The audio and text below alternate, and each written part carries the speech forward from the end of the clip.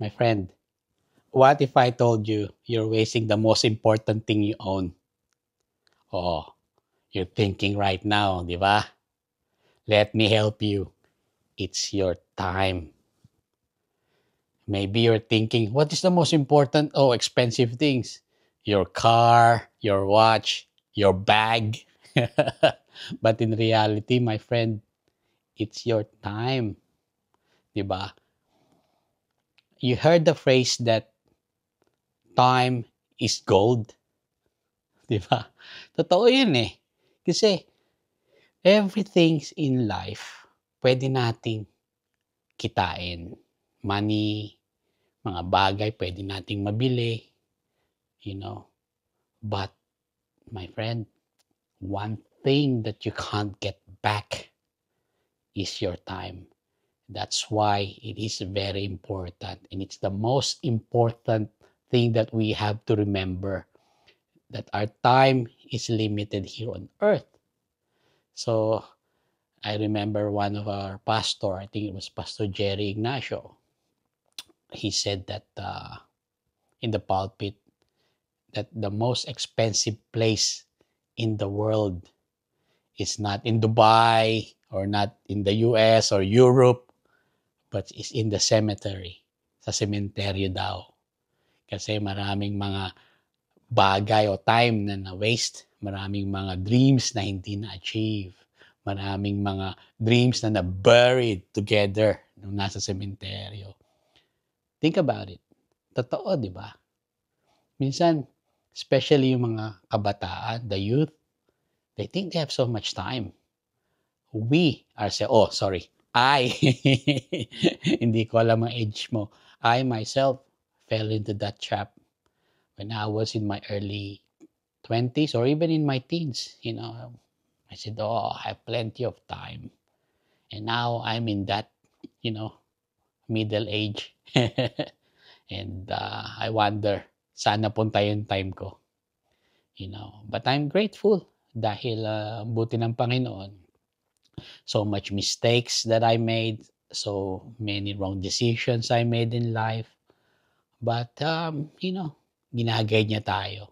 And I know, my friend, God is the same to you.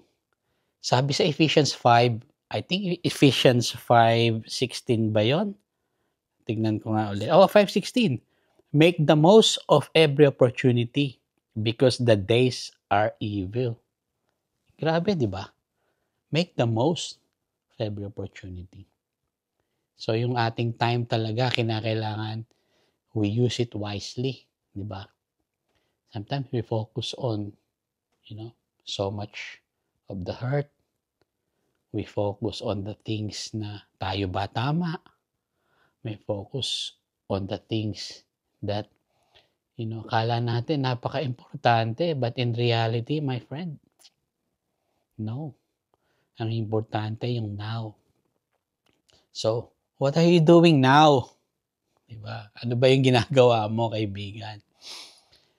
Ang gandang realization kasi the sooner that ma-embed natin sa ating mind tsaka sa heart that we have limited time, the better. Kasi syempre, magiging precious yung oras natin, di ba? We will spend it wisely sa ating mga mahal sa buhay. Yung mga petty things, kalimutan na natin. Yung mga things na hindi importante, kalimutan na natin. Yung mga things that, hindi natin madadala sa hukay, kalimutan na natin. And I know God will bless you and God is for you. And ganun din sa akin, sa buhay ko. And I know that, if we do our life according to His will, all our prayers will be answered. Diba? Lagi naman siyang sumasagot. Minsan nakakalimutan lang natin talaga And I'm so guilty doon. Lalo na pag may mga challenges, diba, my friend? Ang hirap. So, ito, real talk tayo talaga, diba? And today, if you're watching this video, I want you to remember that your time, my friend, is so precious. That your time, my friend, is limited here on earth. So, make the most out of it. Sabihin natin sa mga mahal natin sa buhay na mahal natin sila kaysa maghintay tayo ng eulogy na hindi na tayo nila naririnig. Well, Maririnig tayo in eternity, di ba?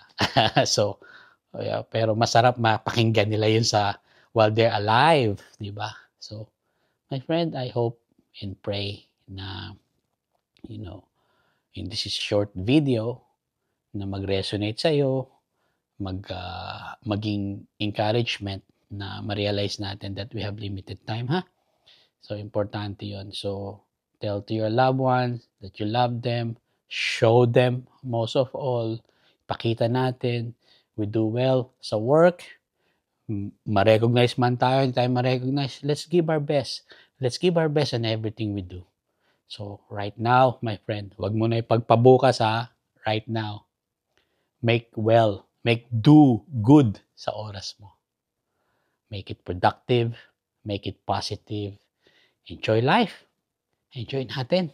Sometimes, we complicate things. We overthink. Guilty as charged. So, my friend, you take care. Have a blessed day. And stay peaceful, stay loving. The best is yet to come. Your time is precious. Don't waste it. Okay? Till next time. Bye. Look at my dog. Oh, si Yuki. Relax na relax. Bye.